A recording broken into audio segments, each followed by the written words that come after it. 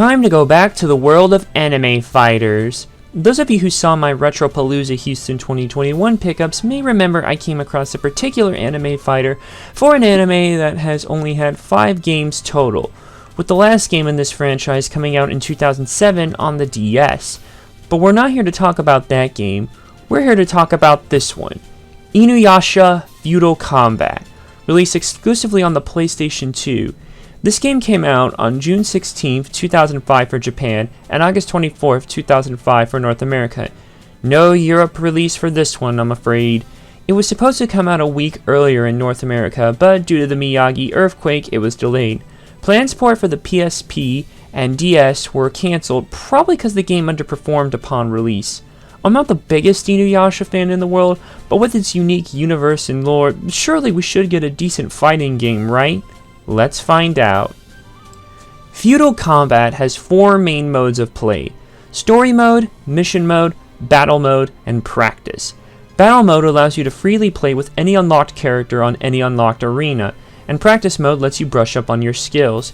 These modes are pretty standard for any fighting game and play like they should. The main modes you'll play through to unlock everything include Story Mode and Mission Mode. Story Mode has 4 different stories to play through.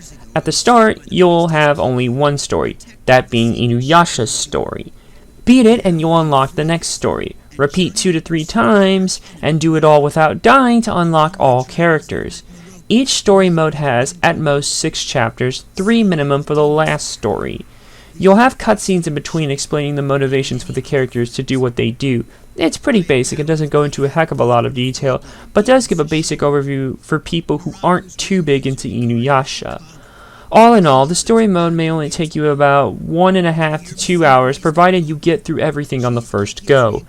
The other main mode in the game is Mission Mode. You'll go through each of the various stages in the game. Each stage has about 3 missions, each get progressively harder than the last. These missions aren't that long, and in short, if you're really good, you can beat the thing in about an hour to unlock a new stage. Repeat 2 more times with different controlled characters to unlock the highest difficulty in the game. In short, you can already tell this game isn't packing much content. Maybe the gameplay itself will keep you hooked? Mostly. The game plays out like a Power Stone-like game. You'll run around and freely fight your opponents on a full 3D plane. Each character has their own set of combos and the like. They aren't too difficult to pull off, but they aren't greatly varied. This is because you only have 2 attacks, a strong and weak attack. Don't expect depth of move lists like Tekken. If anything, you could button mash your way through the game at times. Well, I say at times because there are other things to the battles. The main thing is the partner aspect. When battling, you'll typically have a partner who assists you.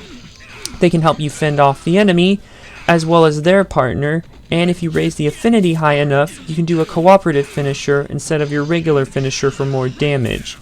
You'll have to watch your partner's health as they can be taken down. You can switch your partner's actions on the fly with L1 or R1 during battle. There are 4 formations, and some do contain special effects. You can also jump in the air, double jump, and control the jump, break guard, and can even change your target to attack your opponent's partner. All this sounds deep, but it's really not because your attack range is limited. So what we have is a rather simple fighter. Everything is easy to grasp and pick up, which itself is fine, but the combat can leave more to be desired. Everything does control well. Movement is smooth and button inputs work as they should. The layout of them is easy to grasp, and if the default layout doesn't work for you, there are 3 other layouts to select from. My only real complaint is that everything can feel a bit sluggish at times. With Power Stone-like action, I was hoping for something a bit more faster. While the earlier battles aren't an issue, later battles can become more frustrating because of this. One thing I'd like to bring up here is that despite the fact that there can be up to 4 players on screen at once, the game only supports up to 2 players. 4-player support would have been nice, but my guess as to why it wasn't included is that 1, the partner assists only and doesn't act as a full fighter, and 2, the slowdown might have been unbearable. Still, even just controlling from an assist POV would have been interesting. Graphics do look fine. Everything has a cel-shaded look. the go-to favorite for adapting many anime into video game form. Hey, if it's not broke, don't fix it. Models do look pretty good and look like they came straight out of this show. Their movements and everything also look good, and the attacks have some really nice effects, especially the finishers where swords can send out gusts of wind that blow your opponent halfway across the stage. The weapons themselves also look pretty good, and the environment/stages also look good. Everything has that ancient Sengoku period look to it, and again, feels right out of the show. Some environment set pieces do look a little weak, but it's not too noticeable in the long run. The stage designs aren't really big, and they are closed like Tekken 4. That said, they get the job done. Sound design is pretty good. For starters, all sound effects sound pretty good and in place. Some do stand out more than others, like attacks compared to running sounds for example, but that's probably to be expected. The music also fits the game well. While it might not be as refined as the show's proper score, what's here is good for the most part, much like the Ultimate Muscle games. On top of that, the menu theme will probably get stuck in your head. Will someone upload it to YouTube, please? We need that theme there, and for that matter, the rest of the game's score, since very little of it has been uploaded. The voice acting is pretty good. Voices sound fine, but in the menu, they do sound of lesser quality. They're more compressed, if you will. But in-game, they sound clear. All the show's cast reprised their roles, and given that the show was dubbed in Vancouver, that means there are plenty of FIM alumni here you may recognize if you are like me and have a knack for voice acting for that show, or Canadian voice acting in general, like me. Richard Ian Cox, Kelly Sheridan, Scott McNeil, and Matt Hill, just to name a handful of FIM alumni who worked on Inuyasha's English dub prior to FIM. All do a good job. Them, along with everyone else not mentioned here. Though you might be tired of some of the constant characters calling out to each other, but this still happens in the show, so can't fault them for that, right? Yeah, let's just wrap this up. Overall, Inuyasha Feudal Combat is a decent fighting game that plays, sounds, looks, and even controls fine at times.